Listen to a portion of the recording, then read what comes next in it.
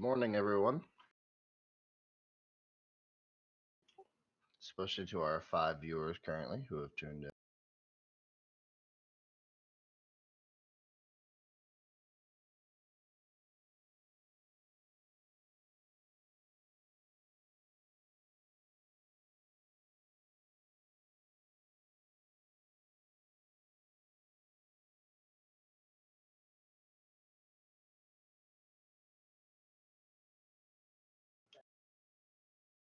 Hello, everyone.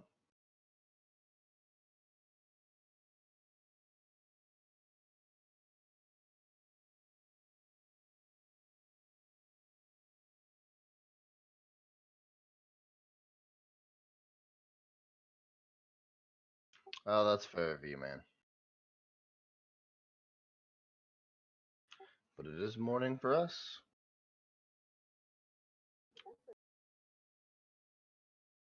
Correct. And it's even especially morning for the people on the West Coast.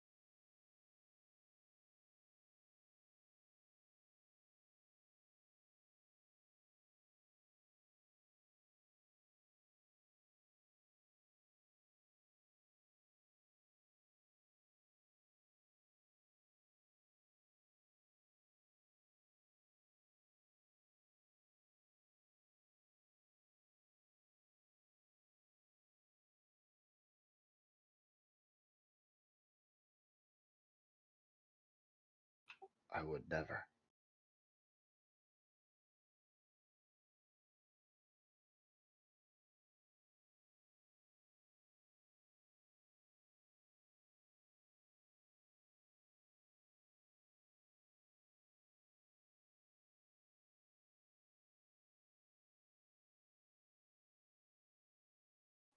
Yes, Miss Tim, Miss Imp, Miss Imp.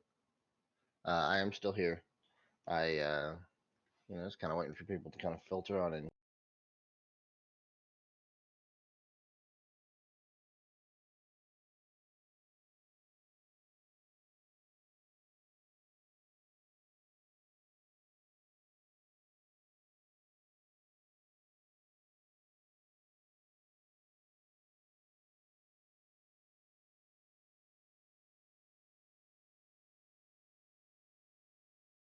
Miss Imp, perfect.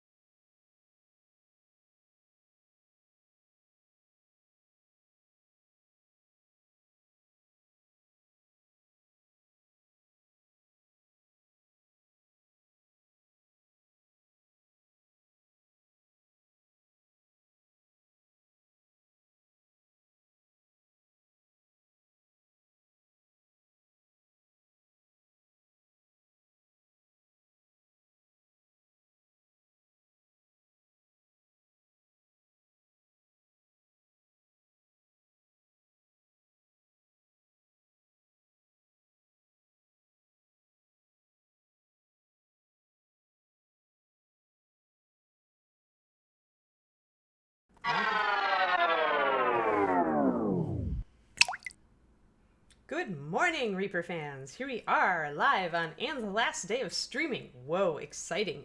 Believe me, I desperately need to pack.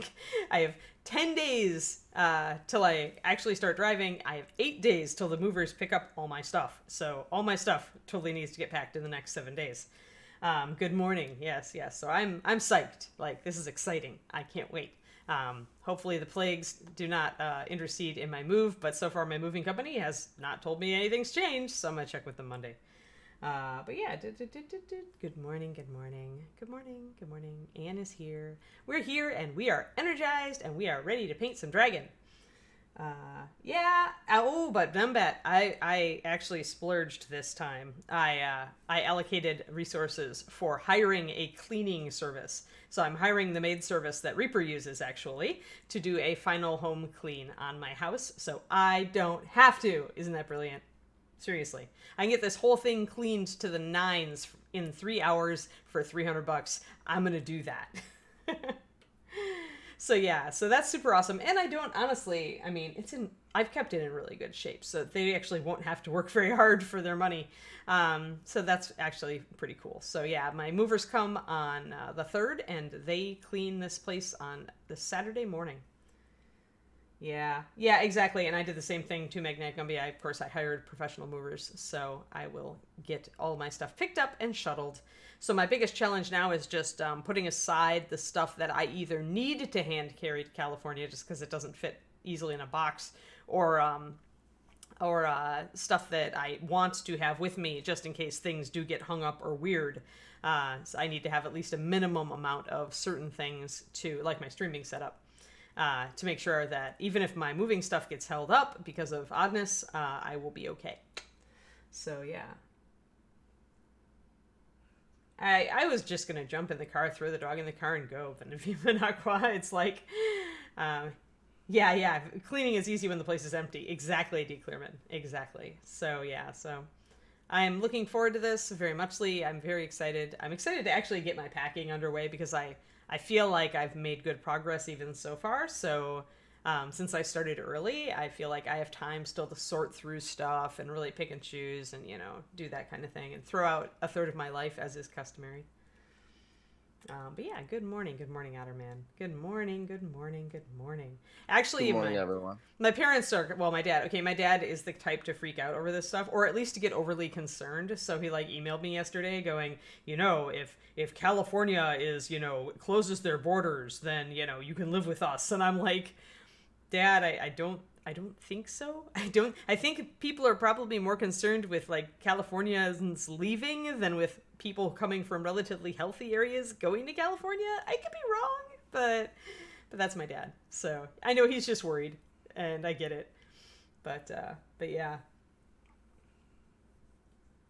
I don't know. Well, for me, it's good, Valandar. So I hope my morning goodness leaches into your few minutes left of your morning. Yeah. Hello, Planer. Hey. Hello, everybody. Hey, Reaper John. And Bard of Mike Disney, thank you for rating us. That's awesome. So today we're going to be working on dragons, everybody. Raiders. Yes, thank you, Mike. How you doing? Yeah, exactly. So, all right. Actually, let's get to the dragons. Let's just chat while we dragon. How about that? Because we're already thinking we might do another stream this afternoon to assemble these guys and get them all done. Yeah, oh, well, everybody goes to Florida, Miss Dimp, right? It's cold still up north, and Florida is nice and sunny. So, all right, let's go over into using my Ann Magics better. Yeah. Well, Ann Magic is just, darn it, I'm going to do this and screw the pandemic, right? Actually, though, David and I would just rather worry about each other in person than having to worry about each other long distance. So, I mean, that makes the most sense to me. Yeah, California seems to be handling this pretty well, Camber. Yeah, I love Sacramento. Sacramento is such a beautiful city. If I hadn't gotten this boyfriend in South Bay, I would totally have moved to Sacramento. Eventually, right? All right, here we go. Let's go to minicam. Oh no, wait. I forgot. Oh well, I'll just end up the paint splooge will return. I had to have a blooper for my last day anyway. Totally forgot to deactivate my intro. All right. Here we are with our lovely blue liner and white mixes. And look, I have a new to-do list. So again, when you're working on a large project and you're nearing the end, and you finish stuff, cross it off, but then the next day you can start fresh and make a fresh to-do list, so that you keep nice and neat. Like one of the things that I realized I needed to do was to pop the white on some areas, and by that I mean use almost full strength white, almost unthinned, to pop some highlights on the white scales to show where the light is coming from. I realized that I did that on part of the wing I did yesterday, but I didn't do it on all of it. So like this guy, like the white on the struts is just a little bit brighter than some of the white down here. So I need to essentially pop the white on some of these scales that I finished. Look, he has one wing, guys. He has a wing. So I attached that last night. But yeah, so we're dragoning. We're dragoning. Look at, yes. Excellent. Yeah. Hey, Mike Disney. Everybody is well. Yeah, I'm glad you could rate us too. Thank you. Hey, this is exciting because I've been working on these dragons for like 47 weeks or something, or 46 sessions, more or less. And so we're finally getting to the point where they're going to be done. So yeah. Oh yeah, there we go. So I'm supposed to do the whole magical canvas thing. Yeah. I'm gonna have to work on that a bit. I'm out of practice. I could probably paint my house on the wing, but I'm out of practice on canvas. Yes. Just imagine how many hours of content you guys have if you just started queuing up Reaper Toolbox and just sit and watch dragon painting for 50 hours. That would probably really give you an appreciation for the amount of work, right, that goes into dragoning. So we're going to start, just like we did with these other guys, we're going to start emphasizing the details on these wing struts. And I mostly just painted them in solid, but now is when we use our thinned white to just pick out the little details and little connection points on the wing struts. And then we will do the edge highlights on the scales. Woohoo. Yeah, I'm a worrier too, Twisted Oma. Although I've been deactivating it, I don't want to extra worry.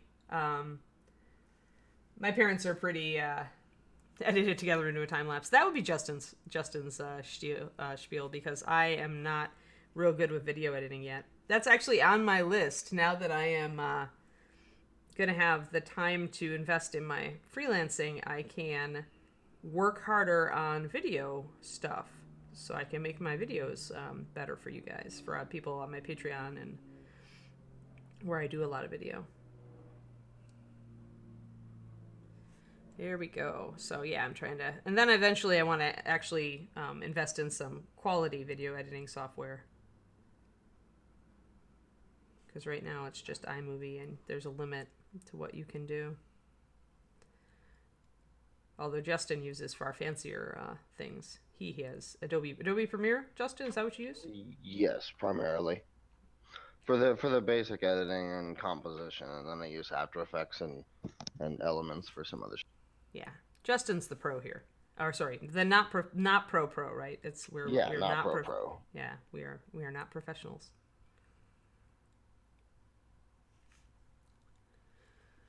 So just a little bit of detailing here, and this white is thinned about 4:1, so it's actually stronger, a bit stronger than I was using it yesterday.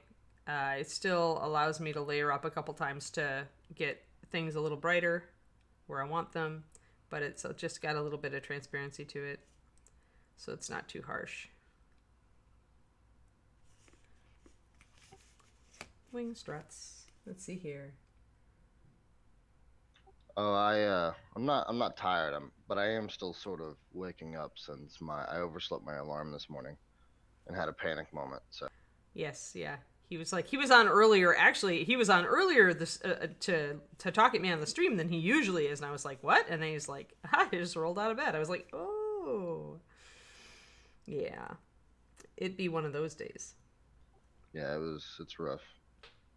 We were talking about how this is going to mess up so many people, this whole working from home thing, because you've got to adjust to the whole not having the pressure to be out of bed and human and ready to go to work physically. Instead, you just have to be ready mentally. But that's a harder shift for some people because you don't have that pressure having to be there. So it can get weird unless you're used to freelancing or home working.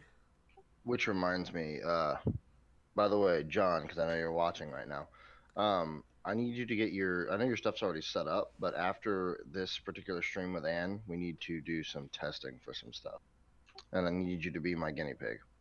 Woohoo, guinea pig. John gets to be the guinea pig. John likes being a guinea pig. Oh, okay, cool. He gets to see what genius looks like firsthand. Ah. That's a joke, actually. Oh, that's right. You can be a non-professional professional, but you can still be a genius. So that's the best of all Oh worlds, yeah, right? I Yeah. would say definitely more idiot savant in my case. Thank you, Applebee's, for the Twitch Prime. Also, thank you for the people Yay! who sub before the stream. I'll count them towards the stream's totals. Which, by the way, that one right there brings us to 20 what? 22. Oh, wow. We're almost to another AMA already. Dang. Actually, 8 more subs, and then maybe we could make your premiere stream back in AMA. So people have 2 weeks to come up with questions. Ooh. That would be cool. All we need is 8 more subs to make that happen. And we will probably stream this afternoon too, guys, because I want to assemble the dragon this afternoon for you with you guys. Correct. You guys can look for the 3 o'clock time slot or so to have Anne's dragon be. I think we planned on having assembly this afternoon, in Yeah. theory, right? Yeah, we talked about it possibly doing it yesterday, and I'm feeling great and energized today, and I think absolutely let's do it because I won't necessarily finish everything right now. So what I'll do is whatever I don't finish on this stream, I will if I don't finish on this stream, I will get it all brushed up, and then I'll do assembly and touch ups this afternoon. Yes, Spoons. Actually, we do a month long during this stream to kind of promote it for the people that watch this predominantly and want to support it. I mean, beyond just subbing, which helps tremendously. You guys work towards an AMA that we'll do every time we get 30 subs within a 1 month period. And we'll start the count over even after we've done the AMA. So as long as we get 30 subs within that period of time, then we do another AMA. Yep. And you can ask me really anything about painting. I did one last Thursday, 1 week ago, and I think it went really well. There were some really good questions in there. Any questions that are really complicated, I have to defer maybe for a future Toolbox Live or a future Pro Tips. But in general, there were a lot of questions that I could at least answer in a general manner that would help people while I was on there. And I pretty much went through it's you have to go to the Reaper Discord, and it's a channel called Questionable Anne, and leave your questions in there. And I didn't get through all of the content. I did not get through all the questions last time. So I will be taking up again where I left off and continuing. But people have a lot of questions about like particular paint colors. Like you could ask what a particular paint color is good for or what it could be really used for that's maybe off the beaten track. You could ask for an alternate triad, like maybe you like a color but you don't like its triad and you want a different way to highlight and shade it. You could do that. Those are great colors, great questions for AMAs for Anne, because I made the Reaper paint line. For those of you who are new and who don't know, I created Reaper Master Series, and it's my baby. And I'm about to leave it in the hands of other people as I move to California to be with my guy. But I still have all the knowledge that went into making it and the color foo, so to speak. So please utilize my color foo. Hey, also, John, if you're still watching, could you send me a PM, please, on Twitch? Oh yes, and thank you for the link there, Planer. I do have a Patreon also, and as Planer has implied, that's about to become my main income because I'm moving. So essentially, I'm staying on part-time on Reaper to work on the streams, but that's just a little bit. So my main income will be the Patreon, and it's patreon.com/paintingbig. A lot of artists are kind of hard up now, so if you do already have a Patreon account and you're lucky enough to be employed or have a little extra money, do consider going around on there and looking for musicians, comedians. They're some of the hardest hit because they can't do shows, so they can't get money. Anybody, and then there are people who are all the support group for shows and for things, people who usually help run theaters and maybe set up things like that have to be done in person. There's a lot of artists who need some help, let's put it that way. So Patreon is a great thing to get into right now because a lot of people have the time to actually like look at the content and work on it and enjoy it. So it's a good time to support your some of the artists out there, including me. Yay! I am very excited to be going freelance for the second time in my life. The first time I was young and stupid and messed up a lot of things, and now I'm like super psyched because I think I can rock it. So this is my chance, guys. This is my chance to live the dream. In 10 days, I leave for California. Yeah, HM Road Dog. I know the support group, right? Like all the like the road show that goes with a concert, right? It's not just the musician themselves; it's all of the people who help, like on a tour. There's immense amounts of people who are out of work, just because you usually set up lights for the venues, or you usually help the stage setup or sound check or any of that stuff. All those people are hurting right now, so totally. Totally feel it, HM Road Dog.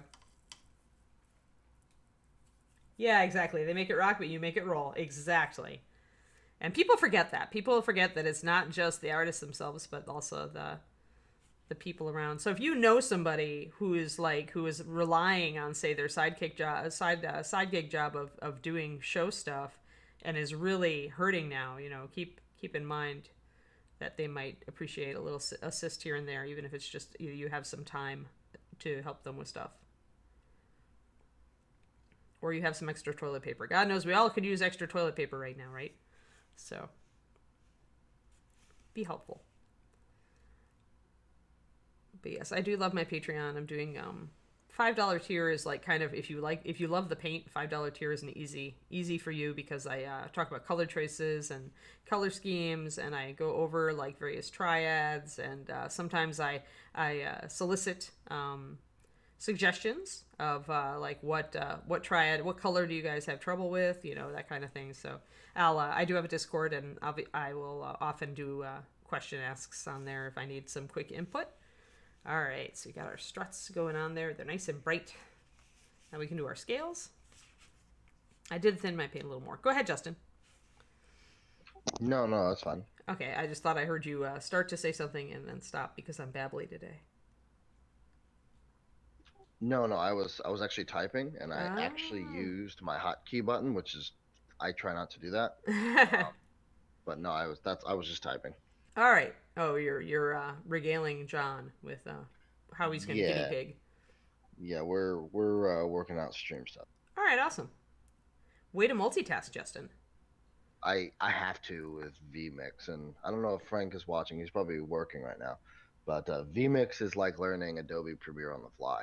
It's it's a pretty insanely robust streaming software that is not for the faint of heart, but it's fantastic. I will tell you, it is Oh, super, Jeffrey Higgins. absolutely awesome. So Toilet paper mimic. Yes, miniatures. Exactly. You bet. Ah, okay. Well, that's good, Shadow Raven. And Jeffrey, like kudos to you. When you've got the cash, definitely like supporting some creators who could use it is such a good idea. There's a lot of talented people out there who rely a lot on in-person shows but still have Patreons to kind of help them, kind of help them support their bottom line, because that's what Patreon's really good at. Like when I go freelance, I'll be doing part-time for Reaper, and then I'll be relying on my Patreon for the bulk of my income to keep things stable, because it's a paycheck, right? It's an actual paycheck you can depend on every month. And that's so different. It's such a game changer for artists in general.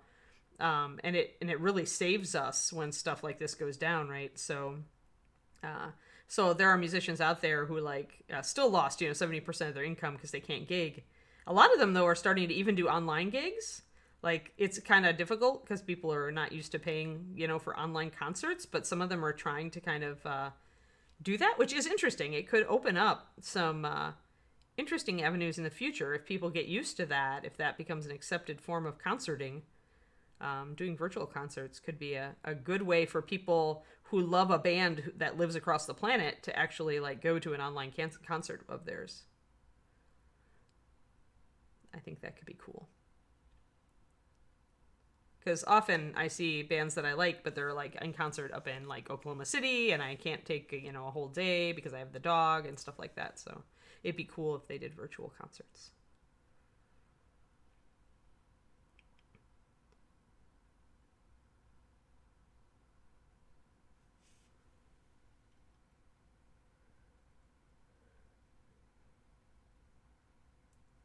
Oh, good. Glad, Margaret. I'm very glad. I'm glad you like your ceramic paint palette. I love it. I feel lost without it. I have like two or three. Because I don't. If one breaks, I don't want to be out of luck. And I always travel with one, but I don't want it to be my only one because then if it breaks, I'd be sad. So I have extras. They're really not that expensive, and I think with the measure of control they give you, it really does help with your painting. Alrighty, let's see here. I want to thin this just a little bit more.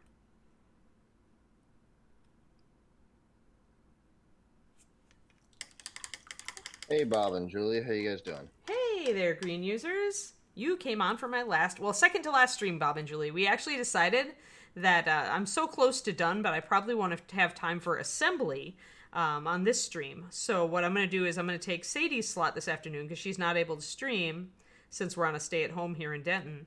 And so this afternoon I will get on and actually assemble the Dance of Death. It will be finished except for like little touch-ups at that point. So you have stumbled on to my last completing stream here. Since Bob and Julie are on, we have to show them, right? We have to show them all the stuff. So here we go. So we've got Mr. White Dragon. He's roaring. There he is. He's all happy, and there's his pretty wings, his pretty galaxy wings. I've got one wing attached. The only thing I have to do, this is the Black Dragon's paw, so we're going to do that either at the end of this stream or the beginning of next. I need to get him an eyeball on one side. I need to get his horns a little bit and his claws, but he's really close.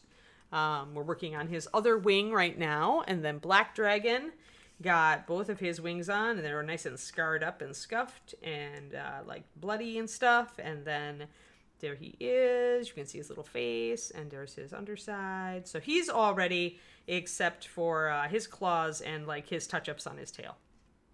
So look, exciting, right, guys? After what 47 weeks or 46 weeks, Bob and Julie, to finally... I was just telling people they should go back and watch the whole thing. It'd be like 50 hours of watching me paint dragons. We need to like sew it all together. Put it out as the massive Dance of Death painting video by Anne.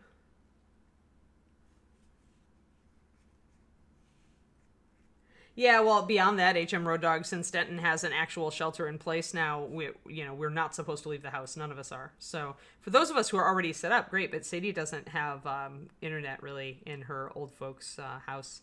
So yeah. So she's if she can't come to Reaper, then it's hard for her. She can't stream really, given the situation. But yeah, and her olds are at risk, right? So.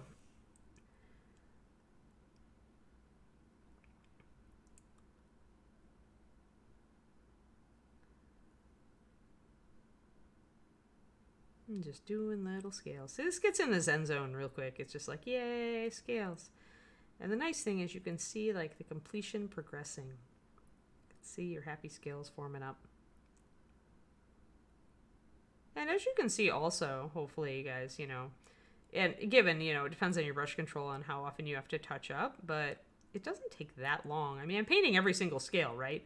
But it's not taking me that long to put one highlight on each scale, relatively speaking. I mean, people who just want to dry brush their scales and stuff, it's like, well, that is fast, but it would look so much better, and it really doesn't take that long to get a really nice job, even if you only put one highlight on every scale.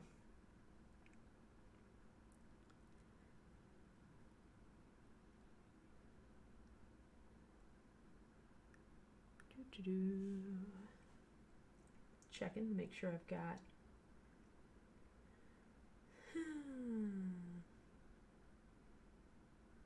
Yeah.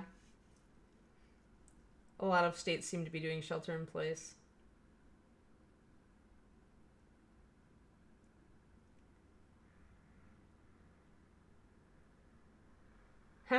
You've already been catching up on Jetter. Thank you, Terry Lynn, for the sub. Now we're up to 23. Yeah, you don't usually catch early streams, but you can't go out, so now you're... Yeah, exactly. I'm going to get a lot of painting done in the next time.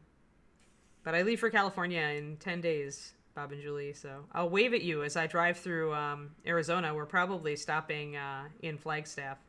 I was going to go down to Phoenix to see my folks, and check on them, but they're like, don't do the extra 2 hours if you can only do, it's not like we can even hug, really, I should not even do it. So they decided they were like encouraging me to kind of skip visiting them on this way through.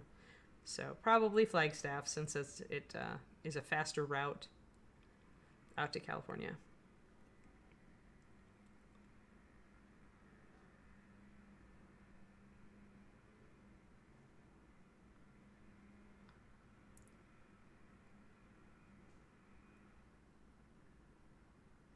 There we go. Ooh, thanks for that. So now we're up to 24. We only need 6 more subs for an AMA. Thank you, Numbat. Yeah, Drifter Comic. I thought it wouldn't be long till Oklahoma got one, considering that North Texas got one for the most part. So, for me personally, I'm trying to look on the bright side, and for me, it's like, well, I need to pack up my entire house. So this actually is great because it forces me to stay at home and do that. And I'm already have enough things disrupted that I can't easily ignore it to get distracted by stuff. Like I had to dismantle my desktop computer yesterday so I could get rid of the old table that it's on that I didn't want to haul to Cali. So I think this is, I'm saying this is a good thing for me because it's going to make me actually take the time to thoughtfully pack everything and not just, throw things in boxes in a panic. Ended up transporting a bunch of junk out to California that I could have, sorted out here. So yeah, I'm choosing to see the bright side on this one. I'm actually super excited to start freelancing again. I will be taking commissions for those of you who are interested in having Anne paint something for you. I will say that I am not cheap. I do, I do have to actually make a living at this point, but I really do enjoy doing commissions for patrons. Get a special rate, by the way. Patrons who approach me for commissions get my friend rate. So, and I always do it hourly, and I always give an estimate. So, up to you. Wanted to plug me though. There, and shameless plug is now complete. More pretty scales.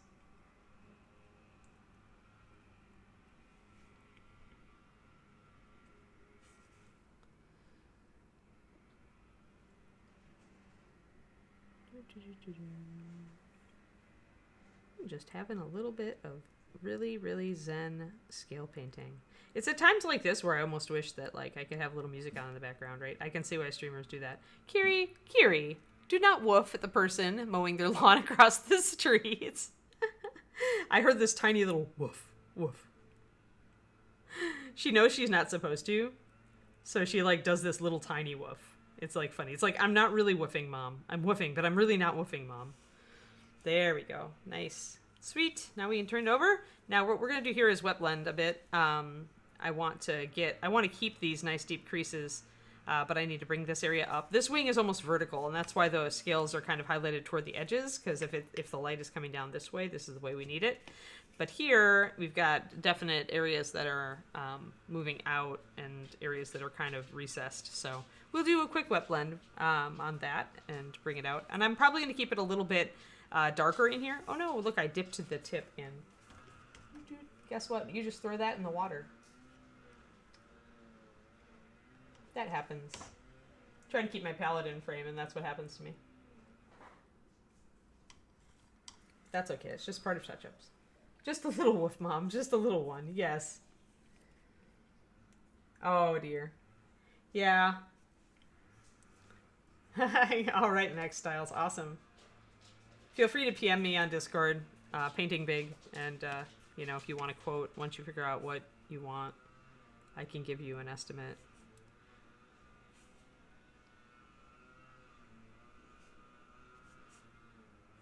But yeah, Kiri's actually much better for me than she is for my ex-husband. She's mostly because I just, she knows I'm going to follow up. I'm not just going to yell at her and ignore her again.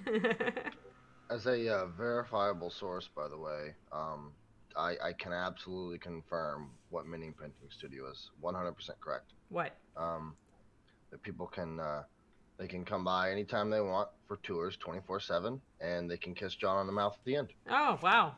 That's very liberal of you, John.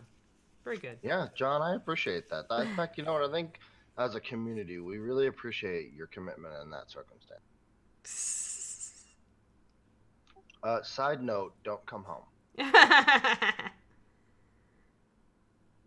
Oh, that's way too dark. So let's fix that.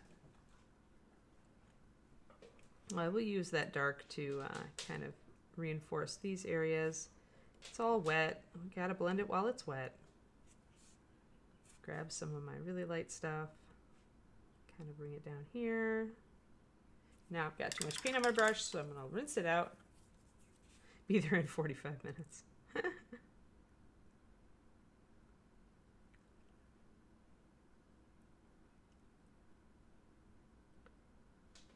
Alright, let's see. Need a little bit more of that. There we go. Getting that.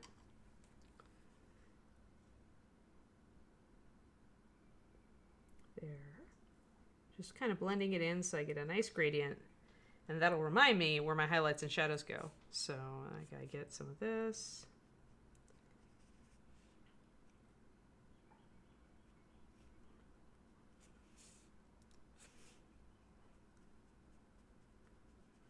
You know what, Max Styles? We could probably do that. Huh? Just bank your kiss until ReaperCon. Yeah, there we go. John has. Oh, that's Tell Adrian. Kissing booth. Kissing booth with John.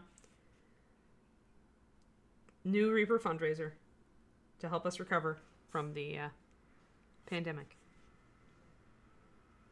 Also, since Mini Painting Studio is in here, we can let people know. This Monday, obviously, it will continue. It'll be from his home, through his setup. But it'll be broadcast from our channel. So same sort of stuff. We just get to see Josh in his home environment. Super, Josh. Just like me, you get to see me in my home studio. That's awesome. Yeah, that is a problem, isn't it? I hate it when I forget to grab minis and paints for home because I've been doing this for a couple weeks now. Beard stroking booth. Ah.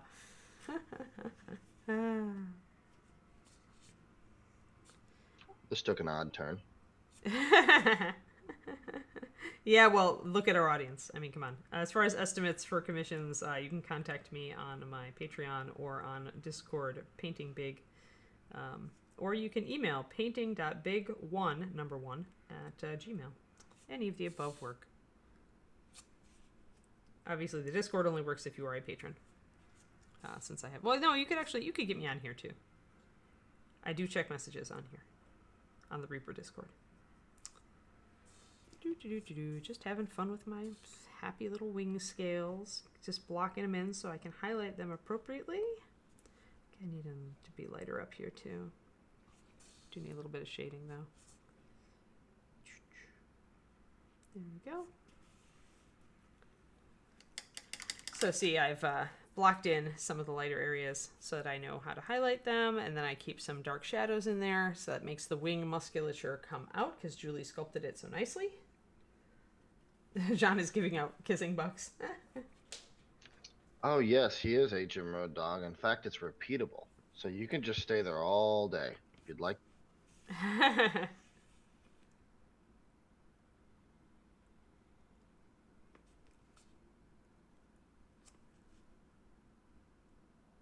Let's do. Josh, I chuckled at that. What does Josh say? John is the resident kiss worker.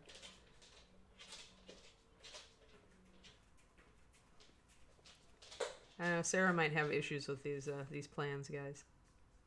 Oh, don't worry. I already double checked with her. She's completely on board. Oh, okay. Is she gonna be the female half of the kissing booth? Like that would be, can't let John have all the fun. Oh no, she's got a lab to go work in, so she's busy. Oh, she has real work to do. Yeah, she has real work to do. Well, John just hangs out kissing people. Uh-huh.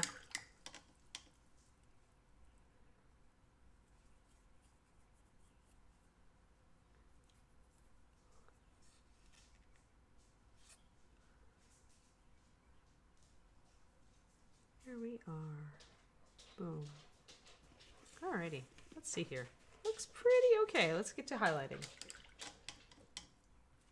Let's see, what have I got? Oh yeah, it's only half an hour. Man, I'm busting right along. I'm gonna finish this wing for sure. Except for the little claws. I'll get those probably before this afternoon. So I'm going to go with my close to white but not quite white color for these struts because this wing is curled over just a wee bit. I'll probably use some pure white to hit the top of each wing strut because there will be shadows. But first we'll hit it all with off-white, which is going to look like pure white until I put pure white on top of it. Right, Kiri? No, oh no, they're not cutting the lawn anymore. You can't woof at them. You want dog cam? No? Come here, dog cam. Come here. Come here. You want pettings? She's like, no, there's too much stuff near your desk, Mom. Had to pet the dog face. Sorry, guys. Dog face needed pettings.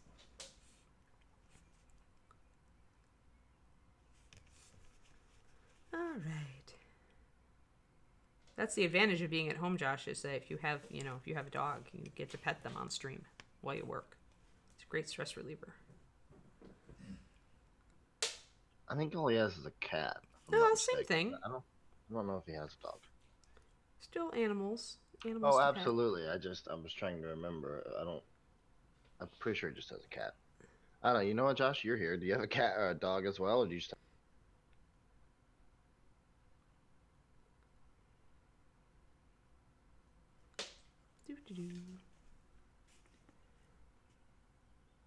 Oh yeah, Kiri likes to do the snoodle, which is sticking her cold snout under my elbow when I'm painting. Viva Aqua. Then painting.big1@gmail.com.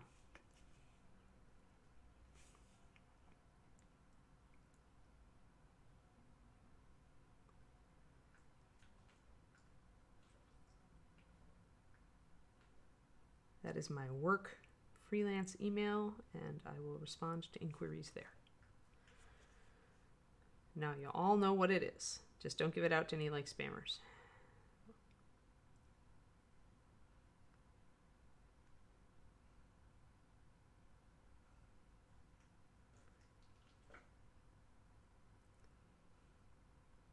Getting kind of the different bones and stuff in there.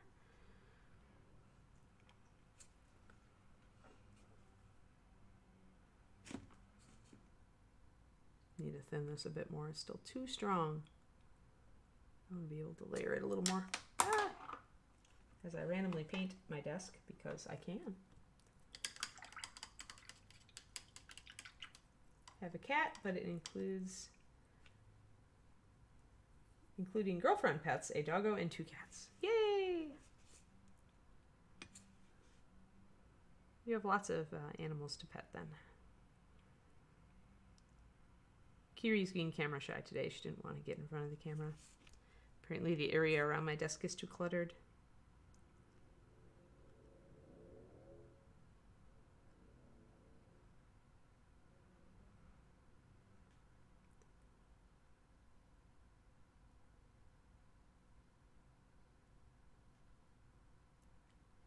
And I'm just kind of picking out these nice details where the bones are all connecting.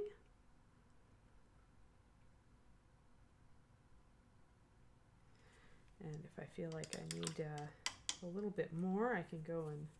Does the beard count as a pet? Probably. It does take maintenance and grooming. You don't have to feed it, but often guys do unintentionally.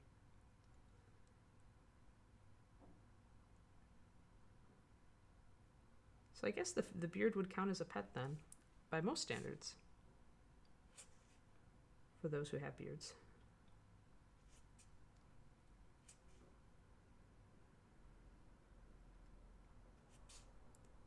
I hit some white on some of these areas, upper areas.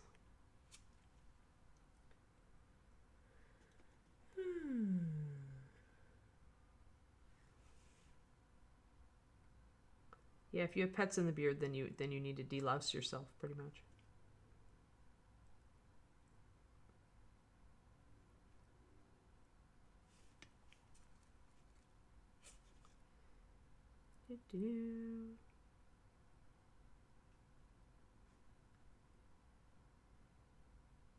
Just getting a little bit of sharper highlights on the upper surfaces of this stuff.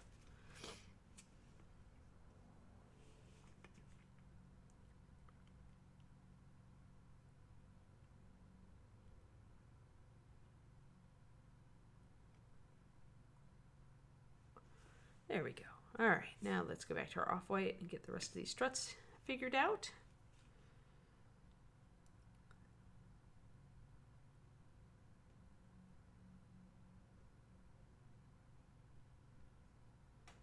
And remember, if you seem to like get some wobbliness, or maybe a strut is a little thicker, a little too thick toward the center, you can always take your darker color in and kind of thin it down.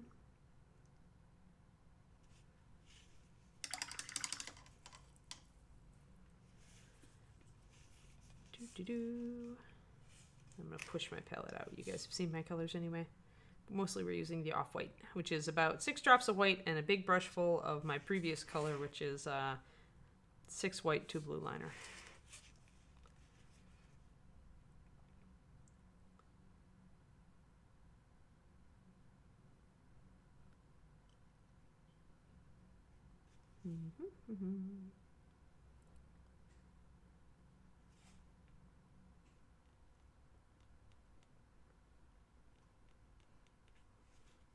Getting all this figured out.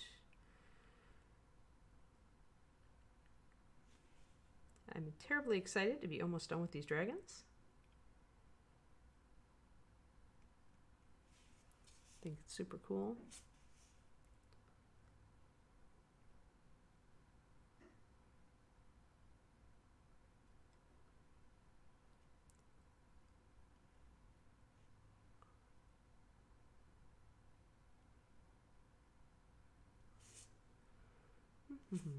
All right.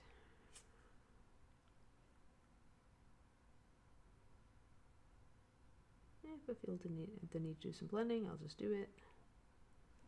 There. All right. Spoons. These are pretty strong paints. I'm going to say they're probably 2 or 3 to 1 paint to water. I want it to be translucent so I can kind of layer with it, but I also, for the white, I need a little stronger so I can pop some highlights in there. I'm just playing with it with paint consistency. It's like I just all I look at is am I getting the effect I want, right? Is the white strong enough for me to pop highlights at these joins, you know, or is it not? Is it a little weak? Then I need to add more paint, right? And I'll adjust on the fly, so it's not always a set, because I won't always add just one extra drop if I add a brush full of paint or whatever. You know, it's kind of imprecise. I'm looking less at a given ratio, and I'm always looking at is it working. Is it working the way I want it to work? So by the end of paint session, my paints are unknown ratios, just because I've been futzing with them to get them to do exactly what I want them to do. But in general, for highlighting, I'll start at like a 2 to 1 paint to water if I'm working fast like this. If I want really, really smooth layering on a big surface, then I'm going to start more like, 1.5 to 1 or 1 to 1 even for pure white.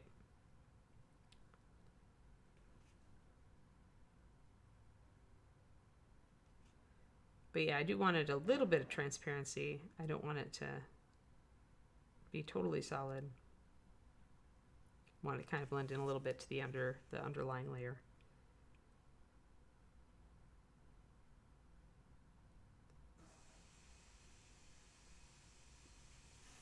Let's see, I need a little bit of blue liner. Thanks, Scott-Bill. It's working, right? It's getting there.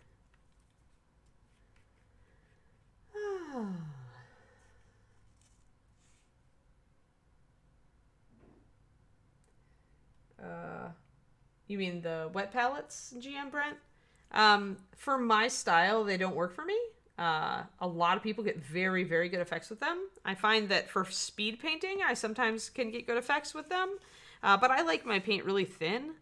And when you want to use paint that's really thin, I think the wet palette fights me a little bit, just because it always wants to wick water through it both ways. So keeping my paint at the right consistency for some of the things I do is frustrating on a wet palette. But when I'm working with thicker paint or I'm wet blending with slightly thicker paint, the wet palette can be very, very good. And a lot of painters do work with thicker paint primarily, and so the wet palette is like a dream for them, and they still get great results. My boyfriend uses nothing but a wet palette, and he's an international winning, crystal brush winning painter. So It just is. I always tell people try both types of palettes and figure out which one works best for you. Yeah, I like them, my galaxy wings. Yeah, that was just an impulse. I impulsively did that, but I like them too.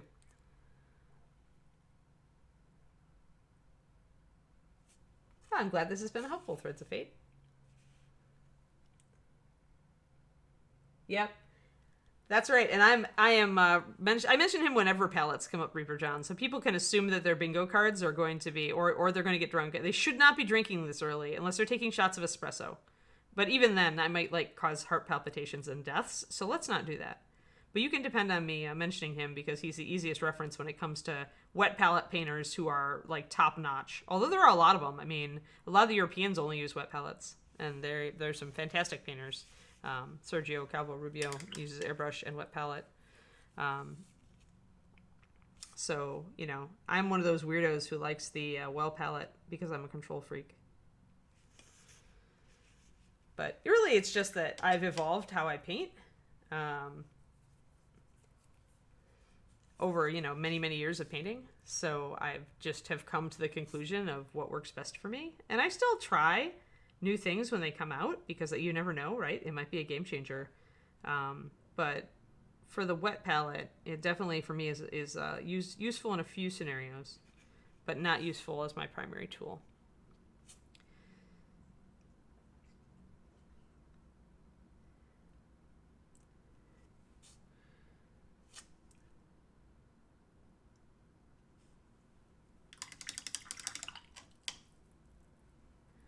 Yeah, it's just adding enough paint and enough water to your wells, right? These paints, they're staying good. I mean, they'll stay good open for like an hour, hour and a half, and then depending on how much paint and water I've got in there, I might have to add one brush full of water to bring it back to exactly where I want it.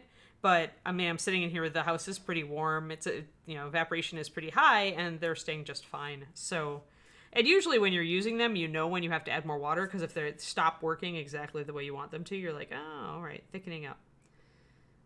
So, I mean, they really are. And then I've just used the saran wrap trick that if you missed it yesterday, I put saran wrap over my wet palette. I just put a couple of drops of water in the wells around the paint that I'm using.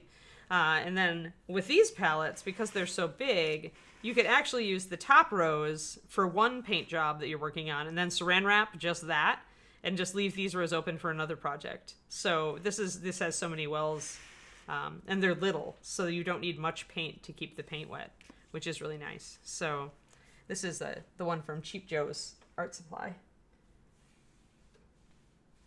Yeah, exactly. Max Styles painting. It's like it's all right. It's all in the usage and your style and how you paint, right? And some people just look at the well palette and go, dinosaur, terrible for me, and that's cool. You probably get great painting, doing your own thing. So it's mini painting is like that. It's like you can always learn something valuable by looking at how somebody else does it. But at the end of the day, it's how do you enjoy painting and what works best for you. And that is the end all be all of all discussion on that topic. Is really, never feel like you have to paint like X person to get really good. Even if you like their style, you might be able to, make your own iteration of it with the different supplies. So the temptation with humanity is always to say so-and-so gets great results with X brand, and that means I should get X brand. And unfortunately, consumer advertising reinforces that for us, but it really isn't necessarily about that.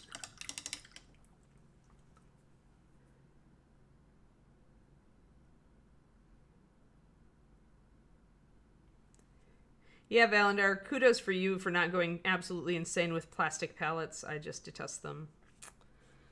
They drove me nuts when I was a kid learning to paint with acrylics, and they still drive me nuts. So I'll stick with my pretty porcelain ones. I also like that they're shiny. Shiny white porcelain palettes. It appeals to the magpie part of Anne's brain.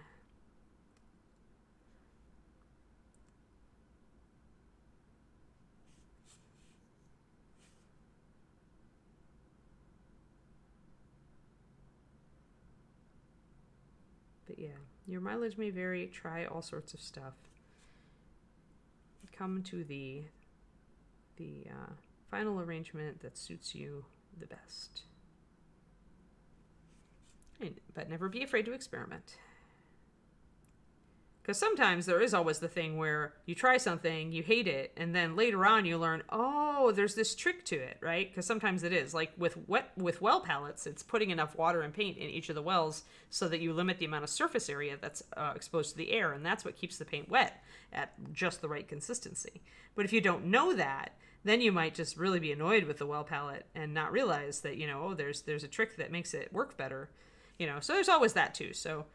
So if you do hate something, but you keep being tempted to try it, ask around and see if there's like find somebody who loves that thing and say, I used to really try that, but I never liked it. This is what I was doing. This is the problem I had with it. How do you fix that, right? There might be a fix for what you don't like. You just have to ask somebody who uses that thing a lot.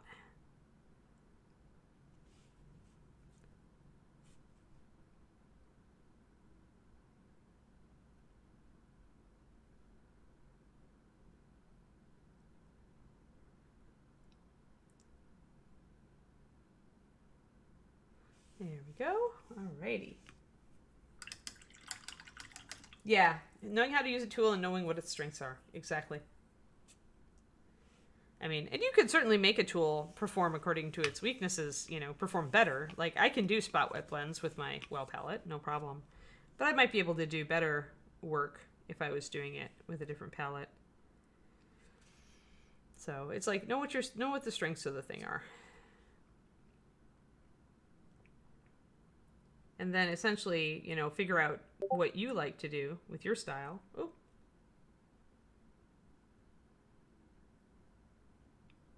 Sorry, my Discord blurbled. Because I have not figured out how to mute it. I keep forgetting. Besides, a little blurbling never hurt anybody.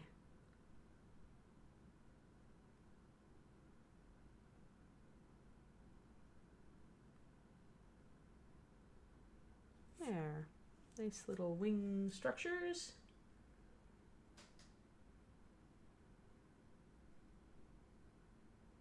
I missed your question, Slick Judge, but yeah, I mean,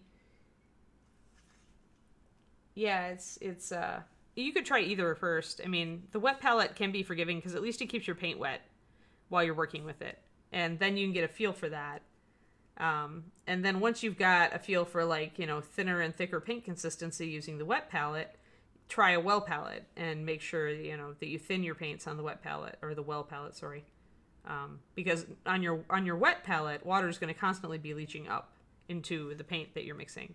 So it's going to kind of naturally thin your paint, but that means also that you don't have any control over that. Like you need to learn to kind of dial that in on a wet palette, which isn't hard. It just takes a little effort and understanding what's going on, right? So yeah, I'd say that it's fair to say try the wet palette first. I grew up with well palettes, then I tried the wet palette, but I was already an expert painter when I tried the wet palette, so.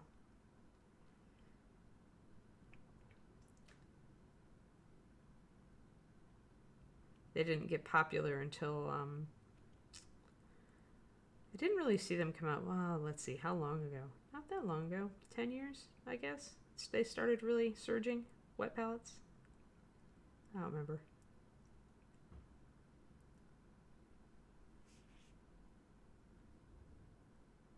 But painters are always looking for new tools to make things work better for them. So, who knows, a new palette style might come out one of these days. And then we'll all be using that. Or at least experimenting with it. Also, yes, Miss Ann, if you could read Slick Judge's question there. John reposted it for us. Thank you. I feel like but you could probably shine some light on that. Yeah, I mean, sure, Slick Judge. All right, so essentially, here's your deal. Wet palette. I do not have my wet palette to hand. A wet palette is essentially, you can make one. You can get a plastic Tupperware tray and a sponge, and then put parchment paper, baking paper, over the top of it to make a quickie wet palette. The paper lets water. You wet the sponge. Essentially, you put water into the Tupperware, and it leaches up into the sponge. And then the sponge is wet, and so that water goes up into the paper. And what that does is, when you put your paint on the paper, it keeps it wet, right? And you can put the lid on the Tupperware to keep your paint good for a number of days. Be careful, mold is a thing, but in general, it'll keep the paint wet while you work with it. It won't necessarily keep you from wasting paint because eventually you'll have to like toss out that particular palette, but you can get away with using just a few drops.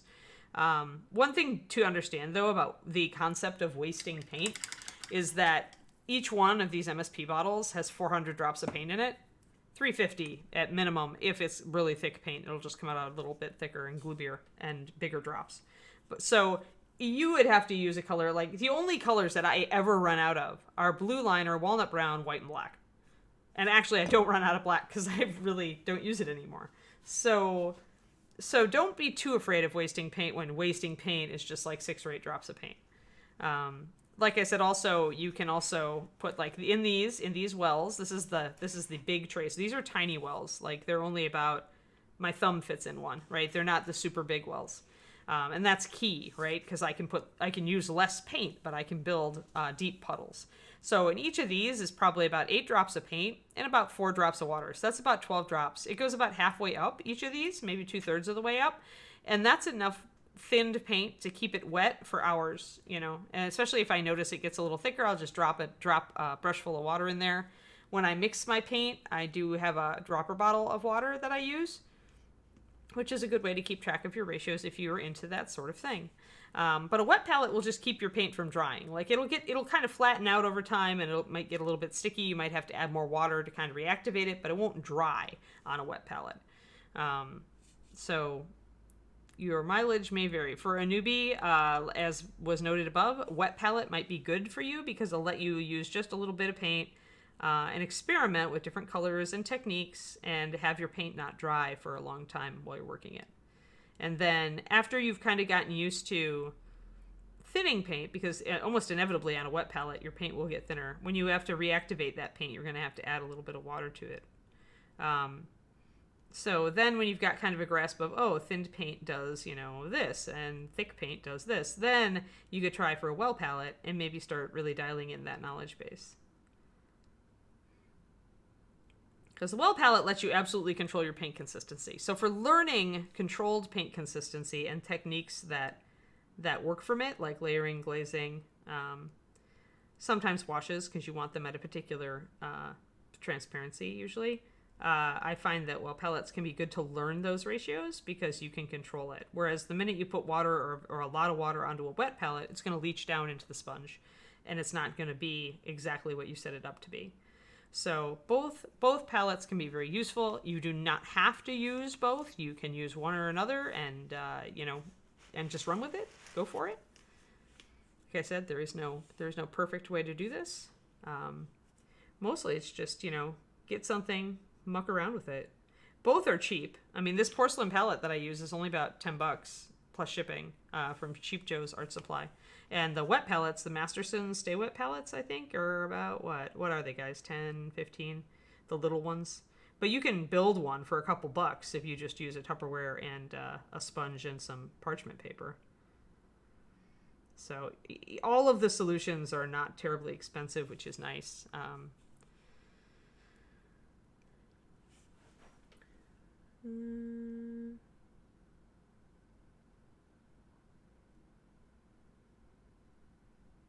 Oh yeah, Valendar. Yep. Yeah, I don't ever think about wasting paint. I mean, I know how many drops there are in each of these. I know how long it takes me to go through a bottle of paint. I never run out. Like, even if I'm working with a particular color for an entire large project, unless it's a dragon. But even then, like, I've been using this same bottle of blue liner for these all through these dragons, mixing up all these colors multiple times, and I still have probably half a bottle. So you don't go through it as fast as you think you do. Especially when you're painting little tiny things.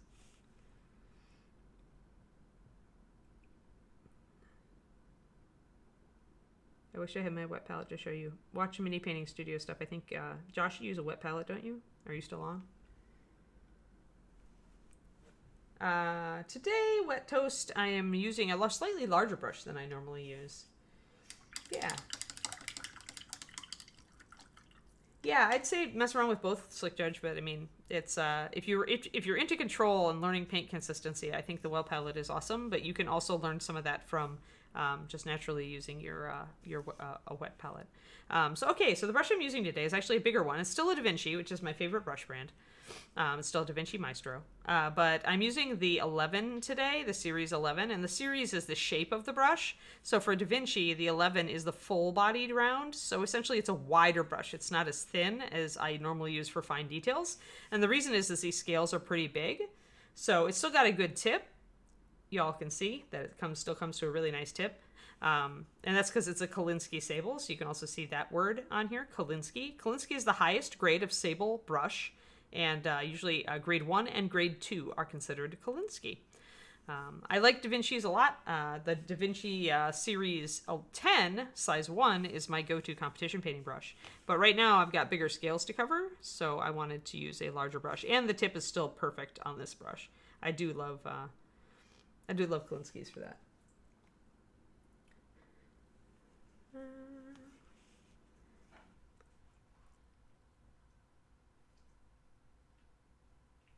And thank you.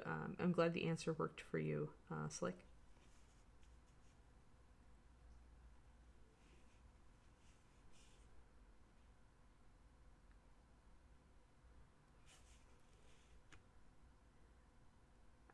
I've tried over the years, I've always tried to continue teaching newbies so that I don't lose track of the stuff that I learned as I was getting better in the hobby. Because some painters, they get really good and then it's almost like they forget like where they came from. And it's harder for them to put an answer in terms that somebody new to the hobby might grok. So I try to do a lot of like new beginning painter and introductory like classes and stuff. And I taught at Paint Club for 20 years, and that was a lot of new painters. So I try to kind of keep one foot in that world so that I can help you guys, because new people are really getting, as long as we continue getting new people, that's the lifeblood of our hobby, right? And people who are experienced taking the time to teach new people is really important.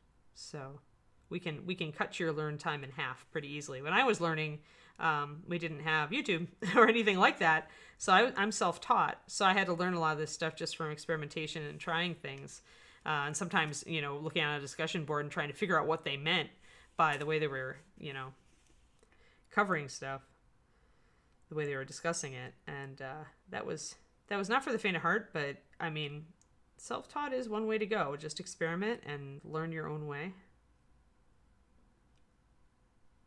But yeah, if you have a good mentor, somebody who can teach you, that can cut a lot of time on mistakes off of your painting experience. And I always say that the point is, for me, is to reduce frustration, because this is a really wonderful hobby for relaxation and de-stressing. And so for me, I want to make your early experiences as stress-free as possible, get you excited about the hobby, and then when maybe you run into some some harder things down the road, you're still you still love the hobby. It doesn't make you stop, right? That's my goal. I want everybody to enjoy their mini painting experience. That's where I am.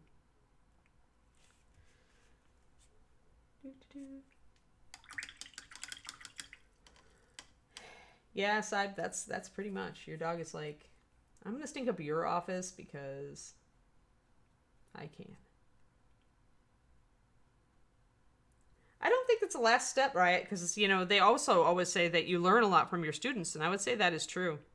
Like, there's been things that the realizations that I've come to in the middle of teaching a class, and like that I've just like, oh, that's the best way to describe that, or oh, really, these things have something in common. It really is true that teachers learn as much from their students as they teach your students. And sometimes the life lessons you learn are just how to better engage with people, right? Which are still valuable. Maybe you don't learn something new about the technique you're teaching, but you just learn how to reach out to people better when you're teaching. So, and that's certainly valuable. So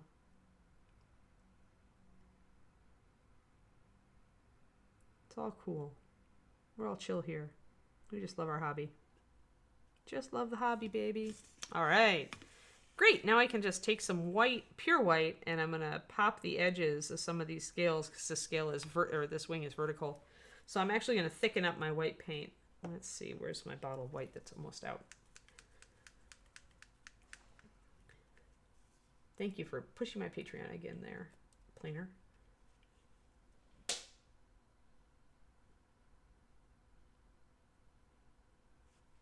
Yeah, big time, Riot. And it happens all the time. I mean, because you guys, especially, I especially love people who are like brand new to something because they have no preconceptions.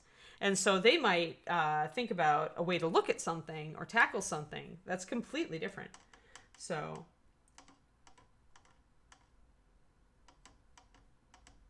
yeah, Slick Judge. I mean, if you're honestly interested in getting better, I can tell you if you talk to an award-winning painter, most award-winning painters love nothing more than to teach someone who honestly wants to get better.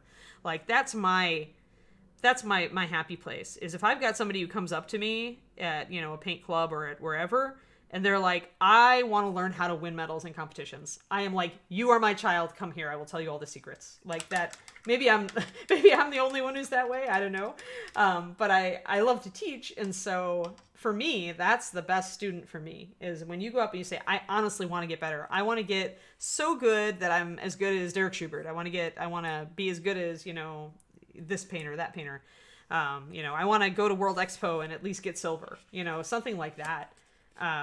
Most high level painters are going to happily engage with you because they love to talk to somebody who wants to learn the really, really esoteric stuff, right? To really punch it. We love dealing with people who really want to push their hobby to the next level. So yeah, you should totally talk to your friend's dad.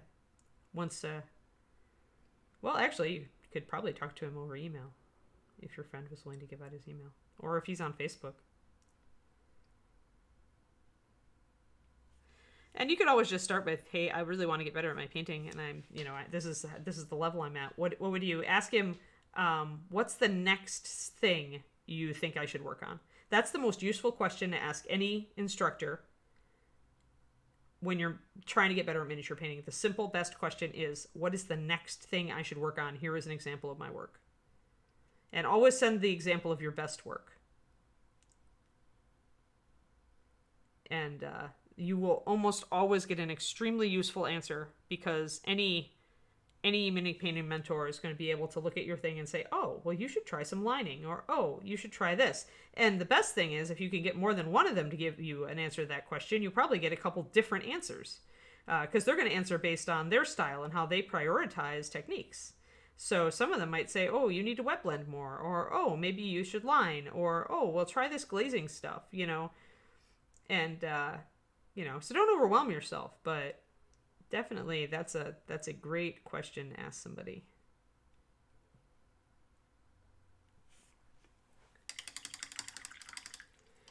Yeah, I mean, with competition painting, I mean, you could just say what you want to say then, Riot, is I want to be like high-end tabletop. Like I want to be able to put my stuff on the table and have all my friends totally like lose their crap about it. Because that's a good goal too for those of us who are just looking to really enjoy. If you want to just look at your models and really enjoy, like go, have a sense of pride in what you did, that's another, I would call that high-end tabletop. So that would be the terminology that you would use then if you were asking a mentor and saying, "Hey, I want to get to this level. Here's my current work. What can I do?"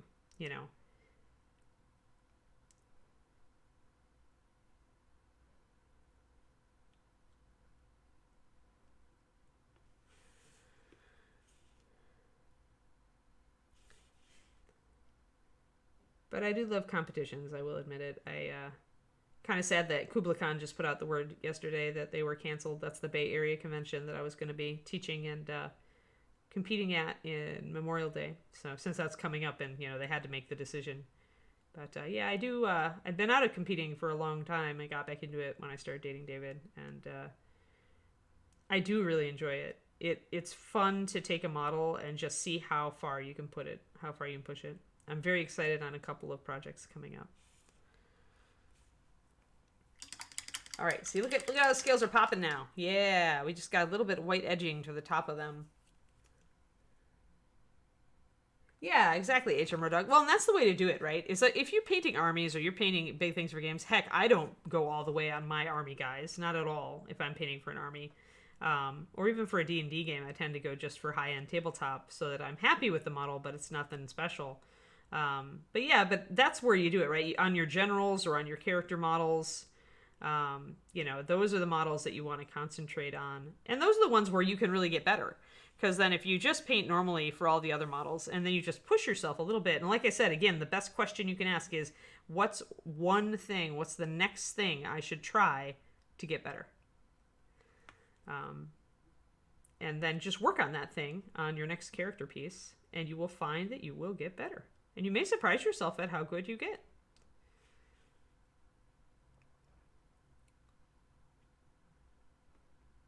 The reason I like competitions is because I really do feel that miniature painting is an art form, not just a craft. So I know somebody, Matt DiPietro, who's has taught at ReaperCon, who's a great guy. I know Matt really wishes that we would get some serious art shows together, or maybe a gallery, stuff like that. That would be super cool. I would love to see a miniatures gallery, like an art gallery, but with miniatures. I think that would be fantastic. I would love to see miniatures recognized enough as an art form that they would be in like galleries alongside 2D art, and that they would, be recognized at art shows and stuff like that, and maybe even show up in museums. There are some miniatures, I think, in some museums. Would not be surprised if there were several in like St. Petersburg, which has a very long tradition of miniature painting, and some historical like toy soldier stuff. But the modern stuff, our stuff, is good. I would love to see it taken more seriously that way. Oh yeah, NMM. Yeah, especially when you're doing sci-fi. If there's a lot of it, it can really run you up there, Riot. Yeah, and you know what, Valandar? If that makes you happy, rock it. It's good. It's all good, right? Do what makes you happy.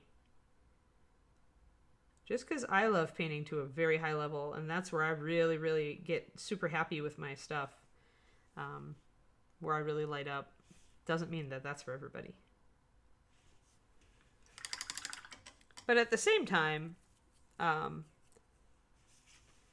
make sure that that is your happy place, Some people will just like want to stay there because they don't want to push themselves. They're afraid that they'll fail or look bad. So do be aware, if you have that kind of temperament, that don't self-sabotage. You can be good. Don't say, "Oh, I'm just happy with tabletop," and really you wish you could do better, but you're convinced yourself you can't do better. Don't do that. That's never fun. Try to be aware of your own little inner voice. Because I'm telling you, it's not as hard as it looks. Have we gone long, Justin? I'm almost sure we've gone long. Yeah, we're a few minutes over from normal, okay. But it's not too bad. Yeah, well, I'm almost done with this wing, so. And then I can attach it. I just have to do those little claws, but I can do those on the dragon. There we go, a little bit. Boom, boom. All right. Winglet. Ta-da! Oh, yeah, you'd kill yourself there at Valandar. Absolutely. Yeah. Yes. Yeah, that makes sense. Yes, definitely do use your discretion on what will drive you crazy. Right?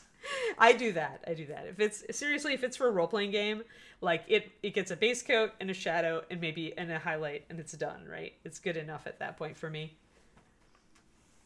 Yeah, see, a lot of us do, Kerniko. That's why I say be vigilant about that, right? Don't make sure that you're really happy there, and not that it's just your inner, critic voice saying, "Oh, well, you'll never get to that level, so there's no point in trying. So you may as well be happy with this."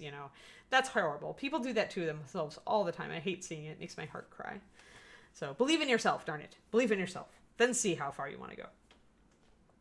Alrighty, Wing. Well, Wing, looks like you're very pretty. Maybe you should go on this pretty dragon. Let's see here. So when these wings go on here, gonna raise my camera. You're all gonna get crazy vertigo here. Ooh, I could show you my scary. Well, I'd have to turn the light off. I could show you the scary stack of boxes in the corner of my room. So again, I had to trim this. You can see the knife marks to trim it. Always dry fit and then figure out. And you usually have to squeeze it a little bit to make it go in. And this one doesn't set real deeply into its socket, so I'm really just trying to like kind of dry fit it and see, okay, that's good. And I might, let me make sure. Yeah, that does fit in. That fits in actually pretty good. Now this one has a problem, and I might need to actually chop more of this off. Here, do you see this guys here? So this is troubleshooting fitting. So when I tilt it, it fits really well up here, but now it's out of the socket down here. And if I do it the opposite, it's going to do that. So what that tells me is that this one is too thick. So I'm going to grab my side cutters and chop a chunk out of it.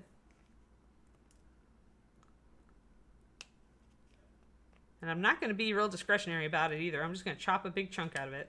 And then take my knife and slice it down.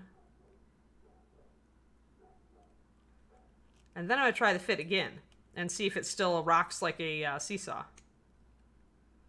There. So that's chunked it down. Let's see if it fits better now. Because ideally I want it to do both. All right, that's better. Having taken that off, now when I bend it and compress it, it doesn't rock like a seesaw. So perfect. So that's what I needed to do. So there's a way to troubleshoot that when you run into that on wings and big long sections of things. So now I can get my glue, and I'm using Ultra Gel Control Loctite for these guys. Let's see if I still have some left in this. I have another container of it sitting around somewhere. But I kind of want the gap filling of the gel, so...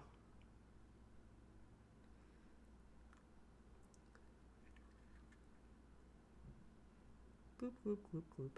And I'm going to put on plenty of glue, since this is gel glue and it's going to gap fill. And I also want to make sure that I hit a lot of contact points. There. That looks good.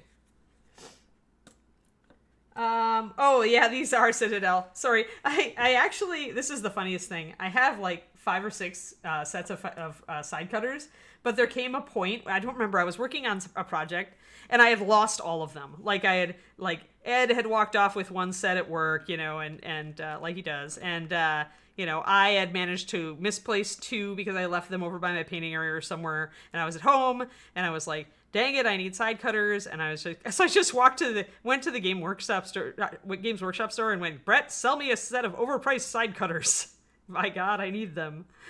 Because I didn't want to drive all the way to Reaper, and GW was close. So yes, so it is a hyper expensive set of side cutters, and it looks serious. There we go. Let's get this in there. I'm just pretty much gonna compress and hold this sucker for about 6 minutes. So I'll actually go to face cam. But there's my hyper expensive Citadel side cutters, and then I also have, more serviceable side cutters. And then we've got the surgical pliers with the super fine tips for holding tiny things in place. Those are awesome, but also expensive. But yeah, you get all sorts of hobby crap over the years. All right, so there we go. We're going to hold that wig in place, and I'm going to go to face cam, and unfortunately there's going to be a paint splash because I forgot to deactivate it. So here you go.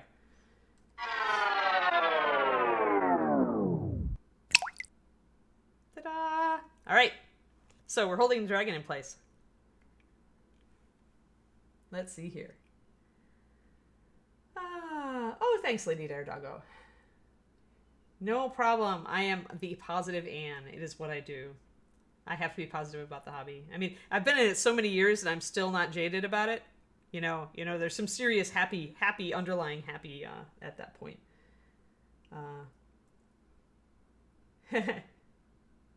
Yes, I know. I was butchering the dragon wing. Oh, yeah. I mean, for sure. I mean, I don't care. I just use, if it's a side cutters, I use it, right? But I just needed a set of side cutters. I didn't have any, and the easiest thing for me to do was to go to Games Workshop instead of go to the hardware store and try to get somebody to help me. At least at GW, I know when I walk in and say I want a hyper expensive pair of side cutters, they're going to just hand me one. Hey, Wrath Girl. Nice to meet you. High-end mini painters. Who are my favorites? Well, I am a huge fan of Kirill Kanev. He's Russian. He goes under the yellow one on Simon, I think, and on what's the other brush? I forget the other site is that a lot of people put up work on.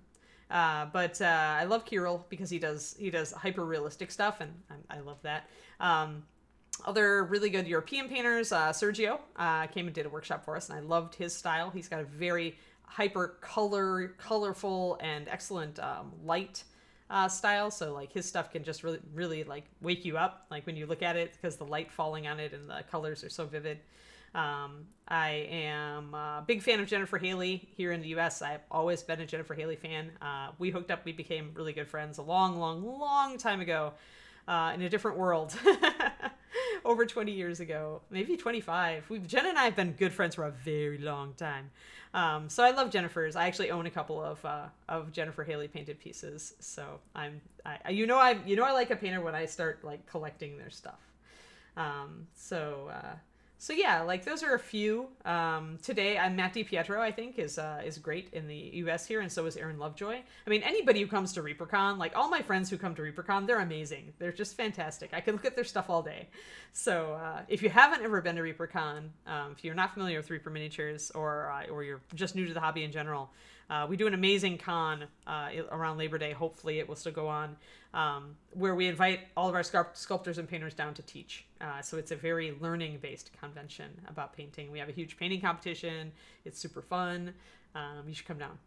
But otherwise, yeah, I stream. I'm actually about to run into a 2-week hiatus in streams because I'm moving to California to be with my boyfriend, and also going freelance. So my Patreon will be my main source of income. It's very exciting times for me, but it means that I won't necessarily be streaming for the next couple weeks, and then I'll be back. So welcome to the hobby, and I'm sorry I'm leaving. Otherwise, I could be like, tune in every day at 11. However, Rathgar, all of our stuff that we do on here goes onto YouTube. So Reaper Miniatures YouTube. If you go there and you look at Reaper Toolbox Pro Tips, that's this show. And I do all sorts of models and all sorts of techniques. And I try to always talk a bit about, if you're a beginner, like things to know. So, and I answer a lot of questions. So you would have a lot of YouTube content just to watch over the next couple weeks if you want to, if you like my teaching style. I do everything from dragons to like ogres to undead to mages. I do all sorts of scales and colors and types of models. Let's see. Yes, I know. Never been at the con, just learned about it. Well, good. Yay! Welcome to the Reaper community. We are awesome. At least I think so. Oh, I will be back today at 3 Central USA time. So what time is it? Noon? So in about, it's almost 12:30. We went long. So 2.5 hours I'll be back. And we're going to be assembling this dragon, because it's a dragon diorama. It's not just, one dragon. It's actually 2 dragons and a base and stuff. So we will be back to assemble the 2 dragons fighting Dance of Death diorama at 3 p.m. Central USA time in 2.5 hours roughly. And hopefully I'll actually remember to eat lunch today. My wing is on. Oh, yep, my wing is on. Here he is, guys. See? Flap, flap, flap, flap. Alrighty. Oh, yeah, Drifter Comic. Believe me, when Ed and Dave made me that offer to keep me on part-time as a streamer, I was, like, super happy. Because now I can still work for Reaper and still rep Reaper and be a part of the Reaper family still. And I get to, like, have my freelance life, really make a run for it with the Patreon and commission painting. So I'm super excited. I'm just like, seriously, guys, you're lucky I'm not just one endless squee during these streams. I'm so excited to get my house packed up and get out there. Go Evil Jan, yeah. Well, I had a late breakfast, though, Planer. Yes, all right. So, Justin, do we have a raid?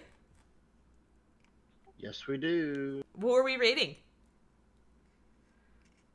We're going to be raiding Zambies. Oh, good. Zambies. Sweet. Awesome. All right, guys. I'm going to wave goodbye. I'm going to, get some other stuff done, and then I will see you guys again in 2.5 hours. Keep awesome, all right? All right, guys. Thanks for stopping by. You're awesome. Spread the Reaper love. Zambies is fun to watch. Tell her we said hi, and we should see you guys in a couple hours here. So, you guys stay classy.